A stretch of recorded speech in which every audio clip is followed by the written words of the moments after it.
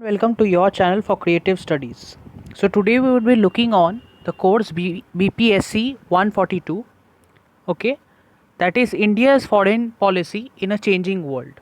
ठीक है, और हम लोग ये कोर्स के बारे में हम लोग देखेंगे. इससे पहले मैं कुछ इम्पॉर्टेंट क्वेश्चंस मैंने पहले ही अपलोड कर दिया था चैनल में. अगर आप वो नहीं देखे होंगे तो ज़रूर से उसको चेक कर लीजिएगा. इंग्लिश में मैंने उसको ट्रांसलेट किया है. So that questions are very important for your exam perspective. Okay, now as you can see here that ये आपका असाइनमेंट है. ठीक है, और यहाँ पर कुछ क्वेश्चंस है, ये आपको ज़रूर से देख लेना है. ठीक है, क्योंकि आपका क्योंकि ये कोर्स आपका थर्ड ईयर में है और बहुत इम्पॉर्टेंट है. ठीक है, और आप अगर देख पाओगे, ये आपका इंडियाज़ फॉरेन पॉलिसी है.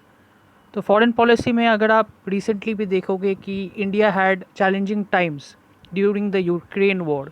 तो फॉरेन पॉलिसी एक ऐसा चीज़ है जो कि विदेश नीति है. ठीक है, कैसे करके दूसरे जो आपके जो कंट्रीज से है, क्या पॉलिसीज से इंडिया का बेनिफिट होगा, इसी का इंडिया फॉरेन पॉलिसी के ऊपर में ये कोर्स रखा गया है.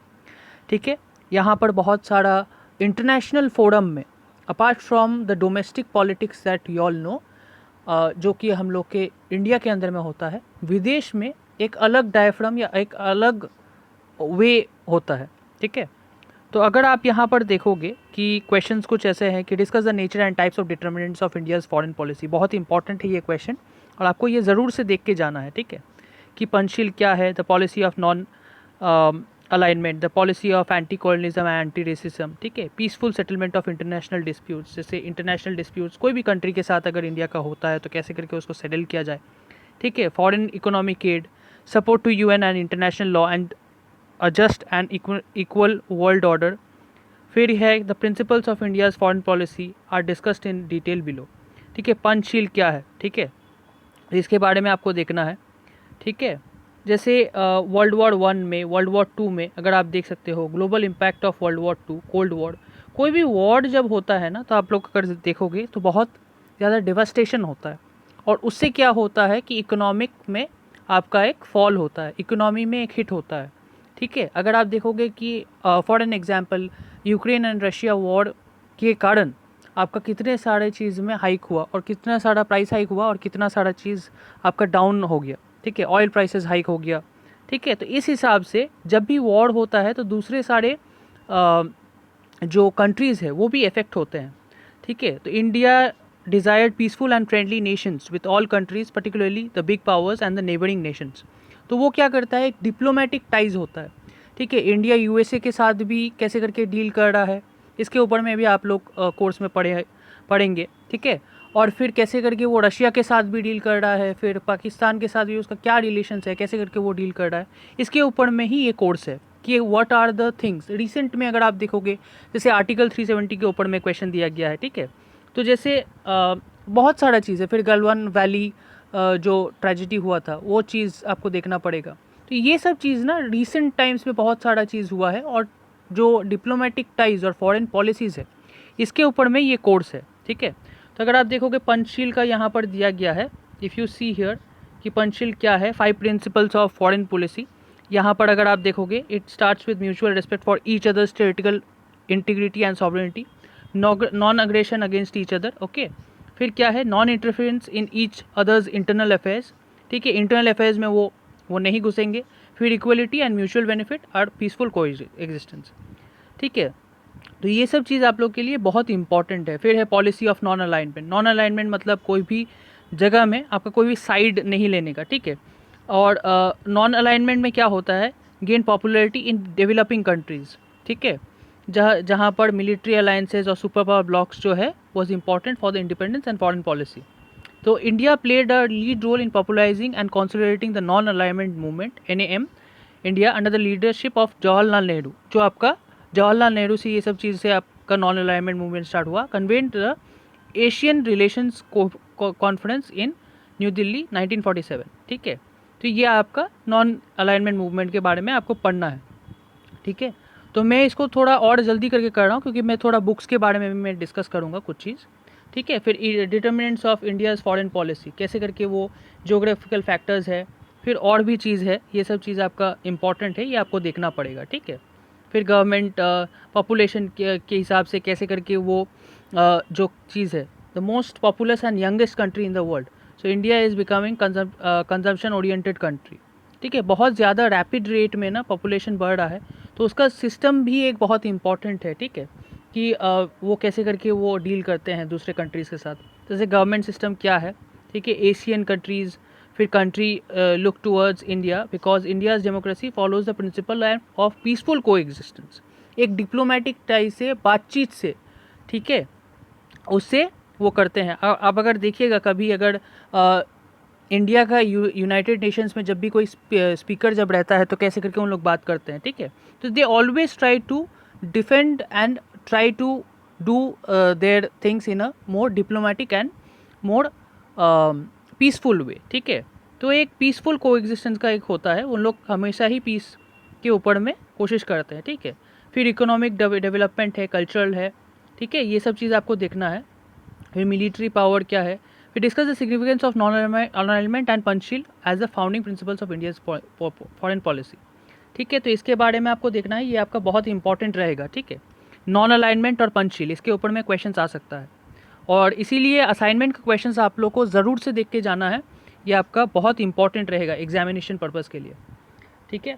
उसके बाद अगर आप देखोगे नॉन अलाइनमेंट का, तो मैंने बताया कि was neither neutrality not non involvement not isolationism. It was a positive and dynamic concept. It postulates taking an independent stand on international issues according to the merits of each case, but at the same time not coming under the influence of any military bloc. मतलब अगर वो अपना independent उसका खुद का decision वो लेगा, ठीक है, वो किसी का साइड नहीं लेगा, ठीक है। ऐसा नहीं है कि न्यूट्रलिटी नहीं है ये, वो दोनों केस वो देखेगा कि क्या है नहीं है, ठीक है। फिर further more non alignment gain popularity in developing countries, thus keeping away from the military alliances and super power blocks was important for the independence of foreign policy. तो जैसे आप अगर देखोगे फॉर एग्जाम्पल, जैसे मैं हमेशा से ही करता हूँ कि अगर आप फॉर एग्जाम्पल जो करेंट जो सिचुएशन है, जैसे आपका रशिया और यूक्रेन का जो स्टांस था, कितना बार आपका इंडिया को फोर्स किया गया था कि आप यूक्रेन के साइड में ले लो, आप यूक्रेन के साइड में यूएन को बोलो, ठीक है। तो वो कैसे करके वो हैंडल किए वो प्रेशरफुल सिचुएशन को।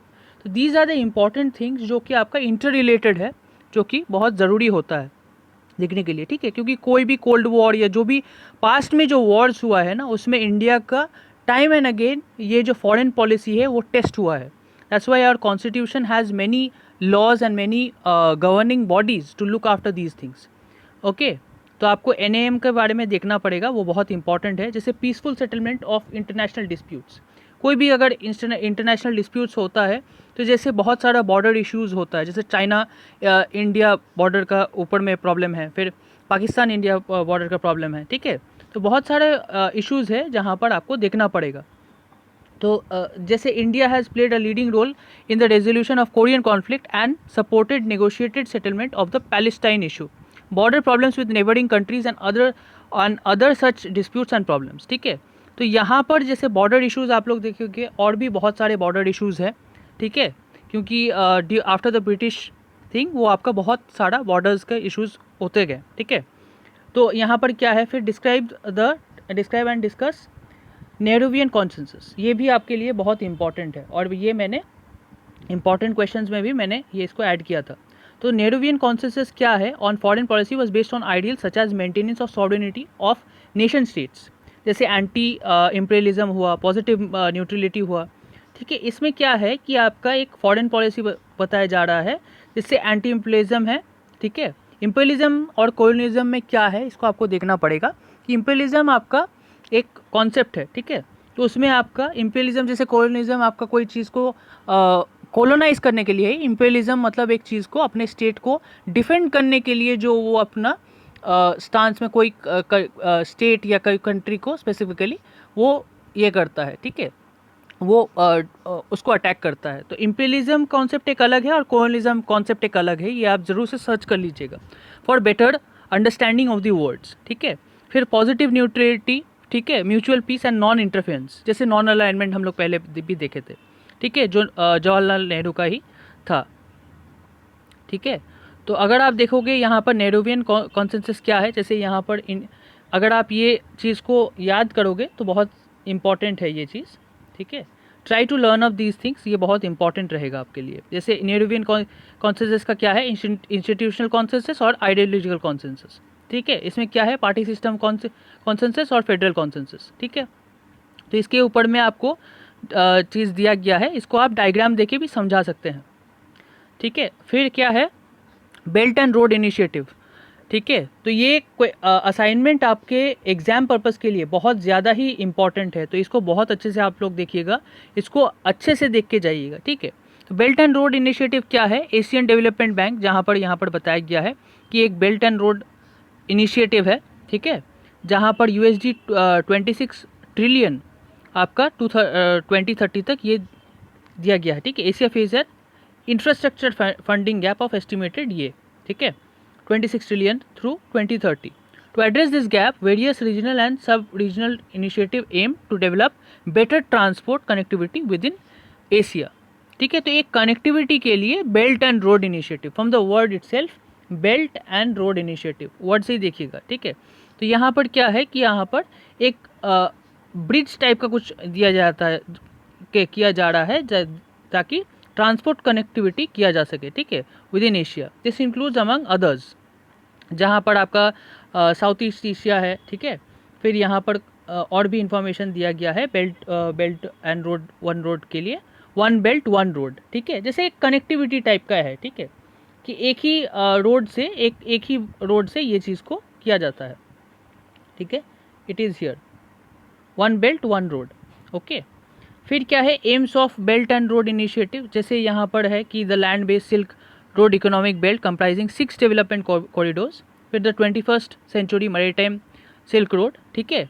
यहाँ पर ये चीज़ आपको देखना पड़ेगा कि क्या है बेल्ट एंड रोड चीज़ के लिए, इसके बारे में आपके क्वेश्चंस आ सकते हैं। फिर क्या है, right a note on Indus water treaty. तो इंडस वाटर ट्रीटी क्या है आपका, ये आपको लिए बहुत इंपॉर्टेंट रहेगा कि the union water resources minister has said that the government under the Indus Water Treaty 1960 has decided to stop its share of water which earlier used to flow to Pakistan. ये अगर आप देखोगे foreign policies का recent जो developments हुए, ठीक है, जो प्रॉब्लम्स हुआ, ठीक है, जैसे पुलवामा अटैक हुआ, ठीक है, ये चीज़ का ना आप लोग शायद नाम सुने होंगे, ये चीज़ को खाली कोर्स में इसमें एक एक करके दिया गया है, जैसे गलवान वैली है, फिर आपका और भी जो चीज़ है, अगर आप ये चीज़ को सुने हुए, ठीक है, बहुत सारा चीज़ इतना डिफ़िकल्ट नहीं है, आप जस्ट उस चीज़ को पढ़ो और उसको समझो और कीवर्ड्स को आप अंडरलाइन करके उसको एम्फसाइज करो, ठीक है। तो वो क्यों हुआ, क्योंकि आप अगर देखोगे बहुत सारे कॉन्सिक्वेंसेज हुए, जैसे पुलवामा अटैक हुआ, बहुत सारा चीज़ के कारण के लिए ये आपका रिसेंटली भी आप देखोगे कि आपका जो पाकिस्तान में जो था वो वाटर का शेयर, वो इंडस वैली का वो रोक दिया गया, ठीक है। तो Indus system comprises of main Indus river Jhelum, ठीक है, चेनाब, रवि, बियास एंड सतलेज, ये वाला इंपॉर्टेंट रहेगा, ये आपको लिखना पड़ेगा, ओके। तो ये चीज़ आपके लिए इंपॉर्टेंट है कि वो क्यों रोक दिया गया है, ठीक है, और क्या कौन कौन सा रिवर ये करना पड़ेगा, इसी के ऊपर में क्वेश्चन है, ठीक है। अब यहाँ पर अगर आप देखिएगा तो इसको आपको बताना पड़ेगा कि construction of Ujh multipurpose project, ये क्या है। This project will create a storage of water on river Ujh, a tributary of Ravi, for irrigation and power generation in India. This project is a national project whose completion period will be 6 years from the beginning of the implementation. तो ये सब चीज़ आपका Indus water treaty जो कि 1960 का है, जब भी आप ये चीज़ को करिएगा तो आपको ईयर भी मेंशन करना पड़ेगा, ठीक है। The year is very important whenever you are mentioning any treaties और any specific decisions that are important. So specifically when you are learning these type of things, you have to mention this thing, okay, the date. Then क्या है, SAARC. अब SAARC क्या है, the South Asian Association for Regional Cooperation, SAARC was established for the signing of the SAARC charter in Dhaka on 8 December 1985. Okay, तो ये SAARC क्या है, यहाँ पर the idea of regional cooperation in south Asia was first raised in आपका नवंबर 1980। फिर से आपका डेट को देखना पड़ेगा, क्यों, क्योंकि डेट आपका क्यों है, क्योंकि date of implementation is very important for the policies और the important steps that are been taken, वो उस चीज़ से आपका एक डिसीजन लिया जाता है, ठीक है। तो डिसीजन को एक इम्प्लीफिकेशन मतलब इनटू एक्शन किया जाता है, ठीक है। After consultations the foreign secretaries of the 7 founding countries, जो कि सार्क का क्या है, बांग्लादेश, भूटान, इंडिया, मालदीव्स, नेपाल, ठीक है, Pakistan and Sri Lanka, met for the first time in Colombo in April 1981, ठीक है। Afghanistan became the newest member of SAARC at the 13th annual summit in 2005, ठीक है। तो यहाँ पर ये चीज़ को बताया गया है। अब सार्क का मतलब क्या है कि ये सारे कंट्रीज़ ये चीज़ में दिया गया है, ठीक है। तो यहाँ पर बहुत सारा कमिटीज़ या बहुत सारा एसोसिएशंस क्रिएट किए जाते हैं जो कि वेरियस इश्यूज़ के बारे में वो डील करते हैं, ठीक है। जैसे क्वाड हुआ, फॉर एग्जांपल क्वाड का है, फिर और भी जैसे है वो चीज़ के ऊपर में वो चीज़ का दिया जाता है, ठीक है। ये सब ग्रुप्स बनाए जाते हैं जो कि इम्पॉर्टेंट जो इश्यूज़ है उसके रिलेटेड वो लोग बात करते हैं, ठीक है। तो इसीलिए ये सब ग्रुप्स को बनाया जाता है। इसीलिए मैंने जैसे आपको बताया कि जब कोई डिसीजन या कोई डेट लिया जाता है तो उसका एक पर्टिकुलर चीज़, जब फॉरेन पॉलिसी की तरह अगर कोई फ्रेमवर्क किया जाता है तो उसका एक पर्टिकुलर रीज़न भी होगा और इसके पीछे एक पर्टिकुलर फ्रेमवर्क रहता है, ठीक है।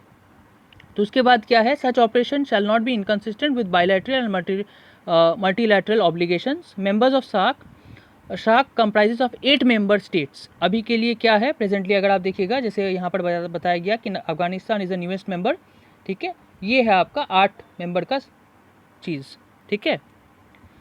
There are currently 9 observers to SAARC, namely मतलब ऑब्जर्वर्स मतलब अभी तक वो ज्वाइन नहीं हुए हैं, ठीक है, वो ऑब्जर्व कर रहे हैं, जैसे ऑस्ट्रेलिया, चाइना, यूरोपियन यूनियन और ये सब चीज़ आपका और भी कंट्रीज़ है। फिर यूनाइटेड नेशंस का रोल आपका कितना इंपॉर्टेंट है ये आप जानते होंगे, क्योंकि ये क्यों फॉर्म हुआ था ये तो पहले आपको जानना पड़ेगा, क्योंकि बहुत सारे वॉर्स हुआ था।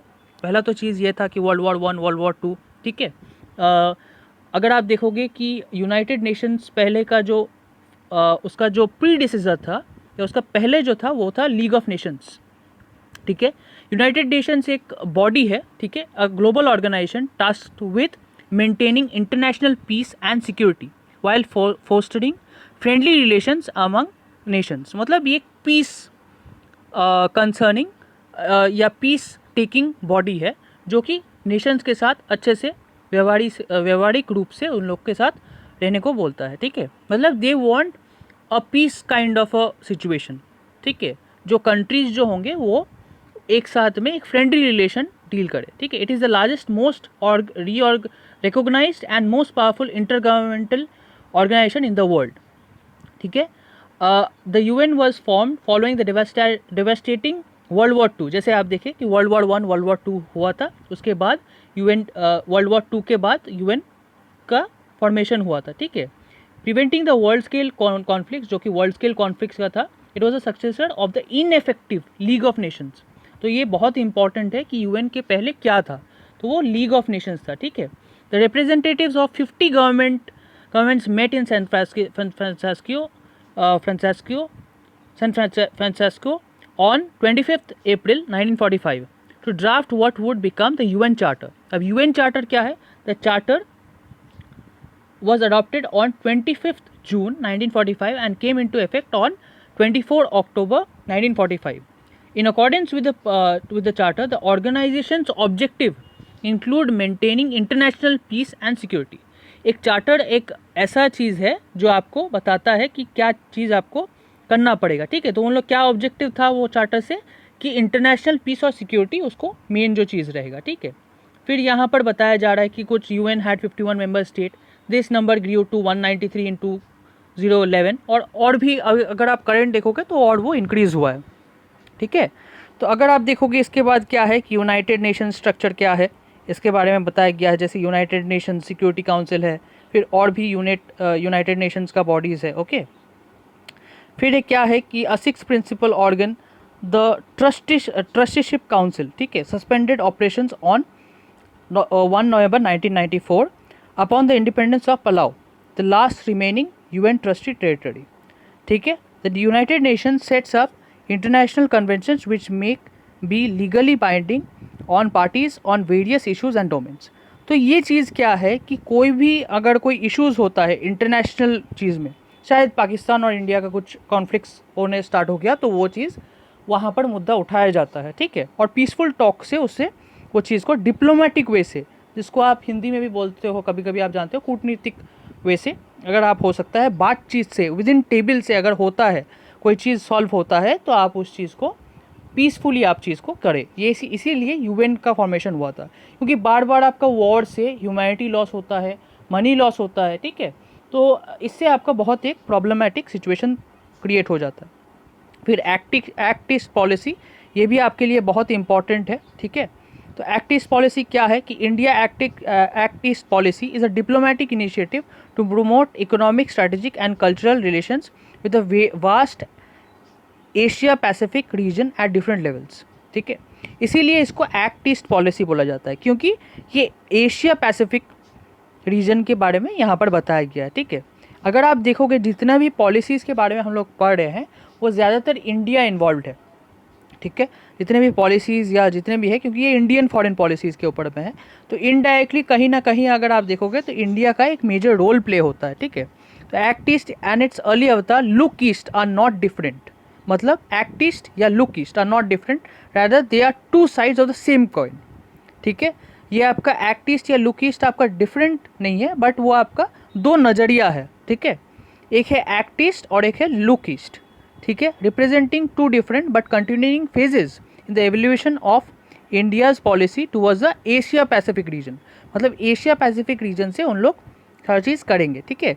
इसके ऊपर में ही एक्ट ईस्ट बताया जाता है। When India launch the look east policy in 1991, it's present its own economic strength, its global status and the external environment were not what they are at present, ठीक है। वो बहुत ही अलग था 1991 और अभी का सिचुएशन बहुत ही अलग था, ठीक है। At the time of launch India was struggling to transition from a state controlled economic regime to a more liberalised one. तो यहाँ पर कुछ चेंजेस आए हैं, आप अगर देखिएगा तो बहुत सारा चीज़ में डेवलपमेंट आया था।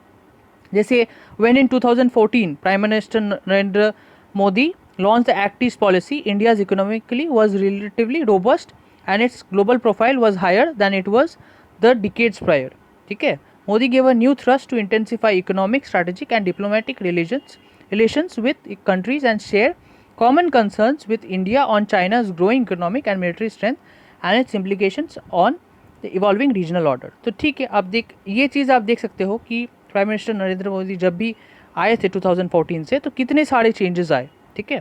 तो ये चीज़ आपका बहुत सारा इम्प्लीमेंटेशन के बाद ये चेंजेस आया, ठीक है। आप देख सकते हो कैसे करके जैसे मैंने प्राइम एग्जांपल मैंने बताया कि रशिया यूक्रेन का जो वॉर था, वो भी अगर आप देखोगे ये एक फॉरेन पॉलिसी का एक टेस्ट था, कैसे करके इंडिया डील किया। तो ये चीज़ आपको देखना है कि time and again how India's stance is a very important thing in the world's scenario, क्योंकि बहुत सारा कंट्रीज़ देखते चाहते हैं अभी का प्रेजेंट मोमेंट में कि हाउ इंडिया इज़ रिएक्टिंग और which side India is taking in these situations, okay. फिर क्या है गलवान वैली कॉन्फ्लिक्ट, ये आपका इंडिया चाइना स्टैंड ऑफ है एट गलवान वैली। ये आपका क्या है कंस्ट्रक्शन ऑफ रोड्स। ये अगर आप मैप देखोगे, जब भी आपका कोई चीज़ डिफ़िकल्ट होगा तो आप उसको मैप देखिएगा, ठीक है।